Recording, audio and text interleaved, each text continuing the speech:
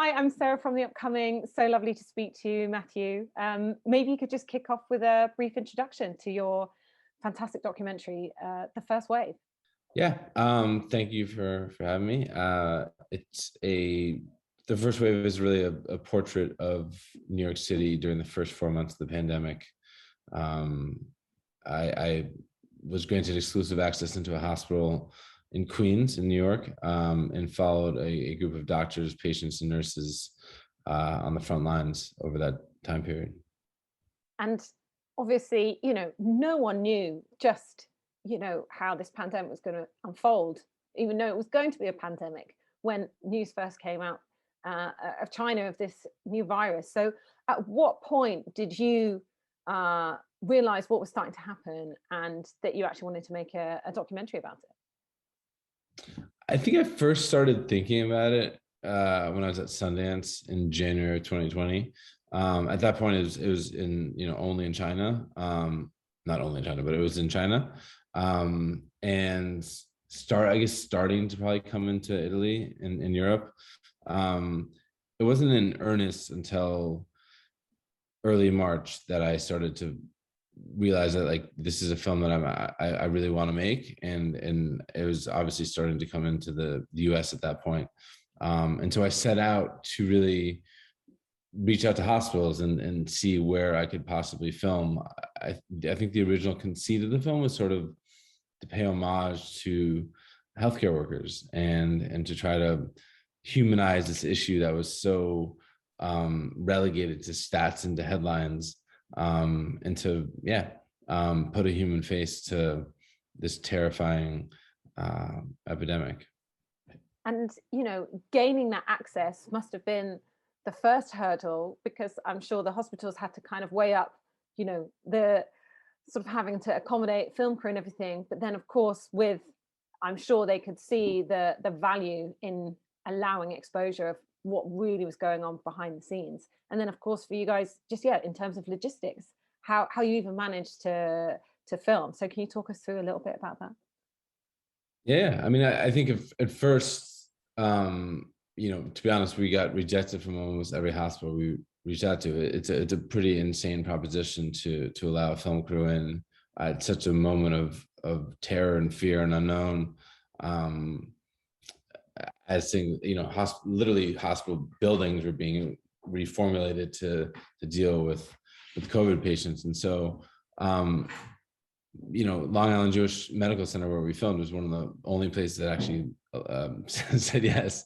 And I think, they, to their extreme credit, I think wanted to do it for the same reasons that we wanted to do it, which is that no one was really seeing what was happening inside hospitals. And they felt it was important to document for the historical record. So we can look back and learn from it. I think they had many different motivations. For us, we felt this. In some ways, it sounds sort of big or high-minded, but I felt like my entire career had sort of built to this moment, and that I just sort of felt like I had to make this film. It wasn't really a question in my mind. It was just how do I do it? There was no if. There was just a how.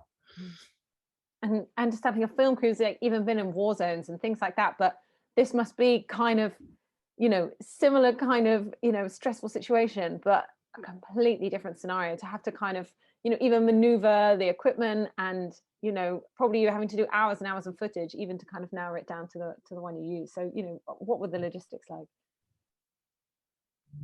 Yeah, I mean, the first step was sort of trying to develop safety protocols. We knew so little about the disease at that point. Obviously, we didn't really know how it's transmitted. That was when we were washing our hands 90 times a day and scrubbing down delivery, food that was being delivered. And so we did the best we could. We basically followed what doctors and nurses were doing. We were, at least in New York, there was a shortage of PPE. So we were given one N95 mask and a set of scrubs, and basically looked and operated like doctors and nurses did at that time, which is, minimal sort of equipment, and learned how to sort of don and doff, which is, taking that stuff on and off. But yeah, we were sort of learning and developing our safety protocols as we went. But it was a logistical, it was extremely difficult logistically. At first we thought this was going to be a 1 or 2 week shoot, and then the disease would be over, and that'd be our film. Obviously, we were incredibly naive and had no idea where it would all go. But so we were filming, 14, 16, 18 hours a day, and had multiple crews, very small crews. It was often me and a camera, or another field producer and a camera. I shot as well at times, but yeah, very, very small footprint. And just tried to be a fly on the wall during these extremely stressful and unknown times. And of course, there's no process of casting in the same way that would be for a fictional film, but from the other work you've done, you're often very character driven in the narratives that you tell. So how does that translate when you're making a documentary? Obviously you have to kind of like narrow down which subjects you're going to focus on in the film. So how did you decide on those? Yeah, I mean, look, having now made narratives and docs, casting is as or more important in a doc as it is in a narrative. Those are the vehicles through which you're telling the story. In my films, there's no talking heads, there's no experts, there's no context, there's no stats, there's no cards. It's I try to make character-driven films that through these characters, through the specificity of these characters, we learn about a much greater issue, a bigger issue, or bigger topic. And yeah, so I think with this film, as with all my films, there's a process of casting and finding the subjects that we'd follow over time. Dr. Juget was sort of the first character that we cast, and it wasn't that hard a decision. She sort of popped off the screen from the minute we met her. She had this amazing ability to communicate the fear and the terror of it all. She was very open. She allowed us into her apartment with her dog Mars, and yeah, so it was very obvious that we'd follow her. We didn't know at first that we'd be allowed to film with patients. And so that came a tiny bit later. But we ultimately started following 2 essential workers who had gotten sick, a young man who was a New York City cop, and a nurse, Brussels, who along with her entire family, who were also all nurses, got COVID, and she was intubated right after giving birth in the hospital. So it was quite a wild story. And then we also followed another nurse named Kelly, who's on the rapid response team, the team that sort of travels around the hospital when people are coding. So there are sort of 4 main subjects that we followed. And what about the impact on you personally, or as a filmmaker? Because of course you're trying to kind of be objective and focusing on the sort of mechanics of making the film, but I'm sure you also having kind of an emotional response to watching all this unfold. So how did you feel through the process and coming out the other side? Yeah, I mean, it was incredibly difficult emotionally. I've made, as you said, I made lots of films in different conflict zones in the world, and take Cartelland, for example. If it's the kind of thing where when you come back to New York, you're not overly stressed that you're going to get shot at by the cartel. You can somewhat turn your brain off and relax.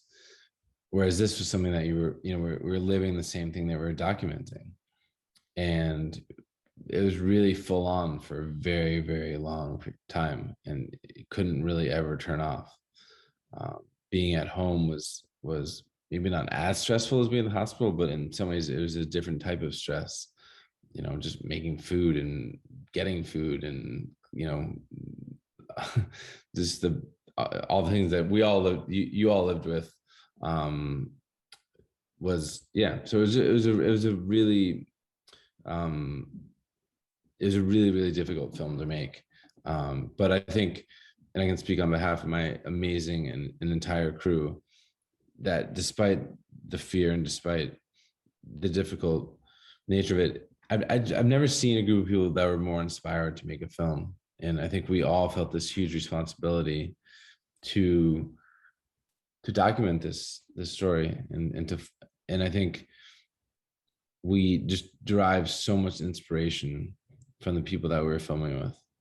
Um, their fortitude, their bravery, their passion, their strength.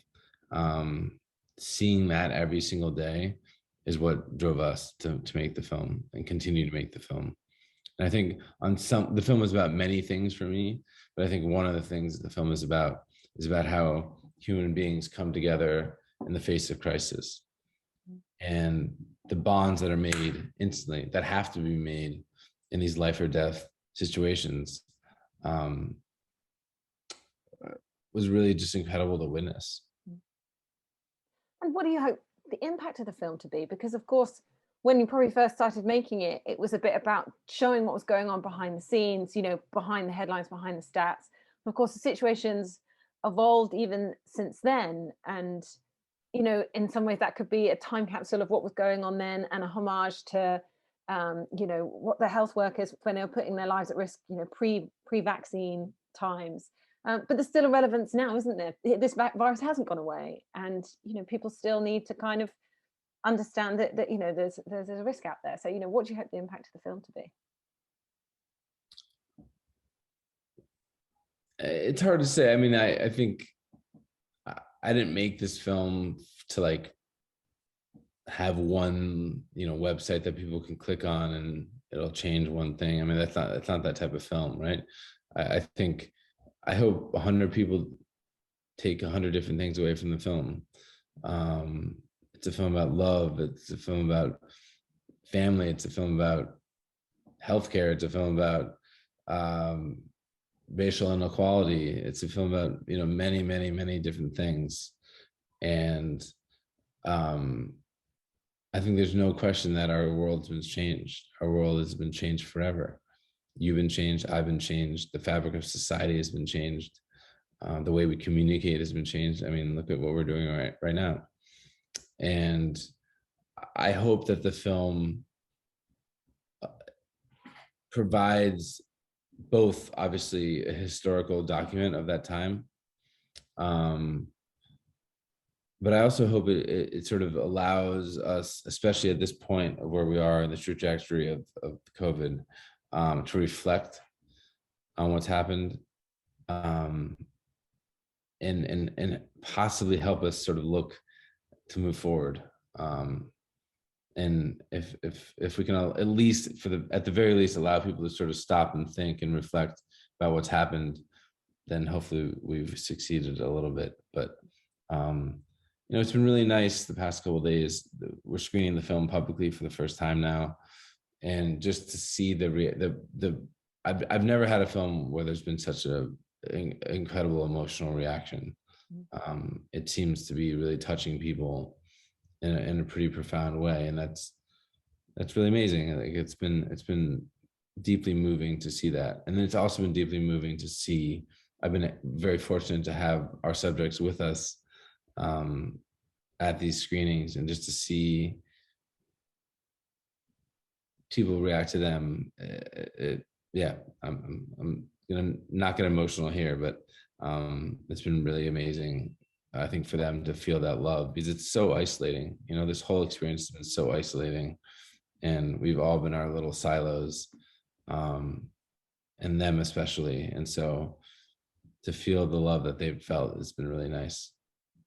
And that was the other thing I was going to ask about, is the way that obviously, focus is on the pandemic, but the way that it has brought up issues like inequality, but also, along racial lines, which is also an issue here in the UK, but I think perhaps more profound in the US and in cities like New York. So was that something that almost kind of you uncovered maybe unexpectedly throughout the course of the documentary? And in fact, the George Floyd protests and things were unfolding at the same time.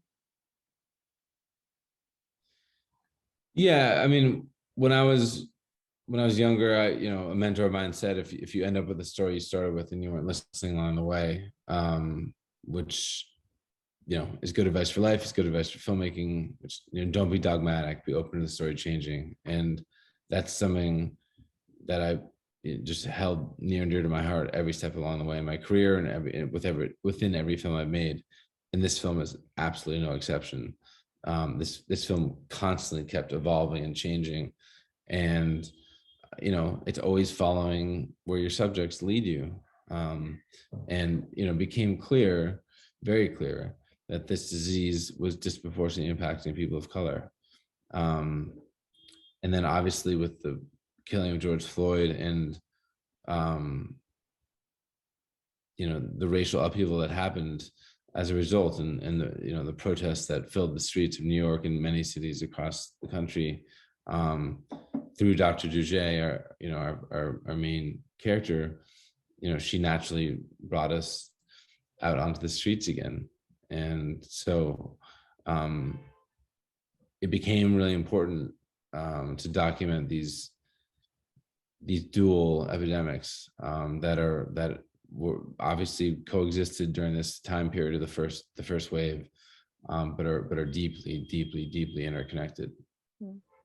And what are your sort of feelings about the future? Obviously, you've got a new president now, and hopefully, with the vaccine rollout, we're starting to see the back end of this thing. But it's not for sure. And then there are all those other deeper seated issues, like racial discrimination and also the healthcare system, that are take a lot longer perhaps to sort out. So do you feel optimism for the future? I mean, I'm a perpetual optimist by, I don't know, by trait, I guess. Yeah, of course. I think there are many, many, many, many deep-seated issues in this world, especially in the US. I think it saddens me how divided our country has become. It saddens me that COVID, which could have been something that brought our country together, even further divided us. Despite all that, I'm inspired not by politicians or by sort of macro institutions. I'm inspired by individuals, by individual human beings, and I think this film is a celebration of the power of the human spirit, and that's what I'm optimistic about. I'm optimistic about the people that I was able to meet in making this film, and what they stand for and what they fight for and what they love and what they believe, and that's what inspires me. And finally, how did it feel to have it at London Film Festival specifically? And I suppose realizing, like you said, having the reaction from the audiences and things, although this is like focusing on the US, it's obviously been a worldwide pandemic, and people can relate, also in the UK and across Europe to what's been going on there. So in that sense, it can be a moment of realizing that we've had to face a common enemy here. Yeah, and obviously the entire world has, not just our countries. And it's been great. I mean, I spent a year here making a film called The Private War. So I've I don't know, I feel like this is like my cousin city. I love it. I love being here. I love the film community here. I feel like there's a real love of cinema and an appreciation for documentaries. So I always love coming here, and this is my second time at the festival. I'm really honored to be back, and I'm just grateful to be here. And just very quickly, can you tell us what you might work on next? Documentary, feature film? What's have you got your eyes set on?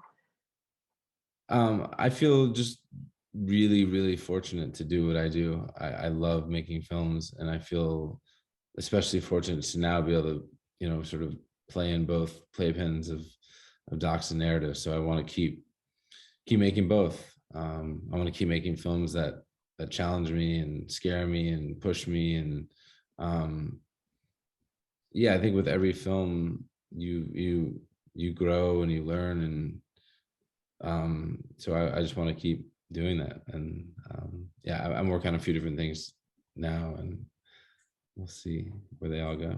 But All right, fantastic. Well, thank you for all that amazing insight. It was lovely to speak to you and for this really powerful and poignant film. thank you. Thanks for taking the time. Thanks a lot. Thank you, Matthew.